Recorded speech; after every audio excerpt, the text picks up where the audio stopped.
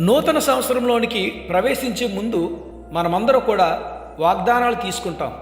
ఆ వాగ్దానాలు మన జీవితంలో నెరవేరాలంటే గనక విశ్వాసం కలిగి, ఓర్పు కలిగి, సహనంతో దేవుని వైపు చూసి కనిపెట్టినప్పుడు ఖచ్చితంగా మన జీవితంలో ఆ వాగ్దానాలు స్వతంత్రించుకుంటాం. బైబిల్ గ్రంథంలో సుమారుగా 8,810 వాగ్దానాలు ఉన్నాయి. బైబిల్లోని వాగ్దానాలను 3 రకాలుగా వర్గీకరించవచ్చు. మొదటిది షరతులు లేని వాగ్దానం, అన్కండిషనల్ ప్రామిసెస్. ఇవి దేవుడు తన కృప ద్వారా అందరికీ నెరవేర్చే వాగ్దానాలు. వీటి కోసం మనిషి ఏమీ చేయవలసిన అవసరం లేదు. ఉదాహరణకు నోవహు కాలంలో దేవుడిచ్చిన వాగ్దానం, ఇక ఎన్నడూ భూమిని జలప్రళయంతో నాశనం చేయును అని చెప్పారు. రెండవదిగా షరతులతో కూడిన వాగ్దానాలు, కండిషనల్ ప్రామిసెస్. ఇవి నెరవేరాలంటే మనిషి దేవుని ఆజ్ఞలను పాటించాలి, లేదంటే దేవుడు చెప్పిన కొన్ని పనులు చేయాలి. ఉదాహరణకు, నీవు నీ దేవుడైన యెహోవా మాట శ్రద్ధగా విని ఆయన ఆజ్ఞలను అనుసరించి నడిచిన ఎడల ఈ దీవెనలన్నీ నీకు ప్రాప్తించును అని ద్వితీయోపదేశకాండం 28:1-2 వచనాల్లో వ్రాయబడింది. మూడవదిగా సాధారణ సార్వత్రిక వాగ్దానాలు, జనరల్ ప్రామిసెస్.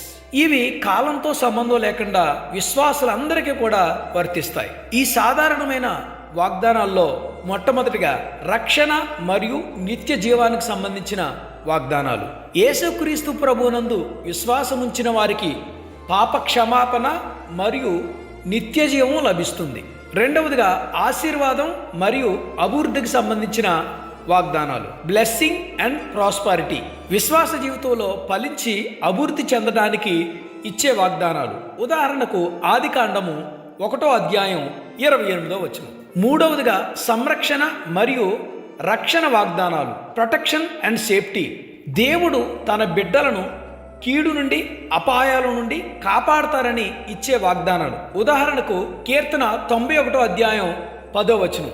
నాలుగవదిగా ఓదార్పు మరియు సమాధానానికి సంబంధించిన వాగ్దానాలు.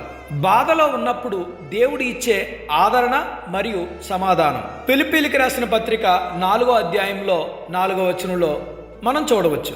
ఐదవదిగా అవసరాలు తీర్చడానికి సంబంధించిన వాగ్దానాలు.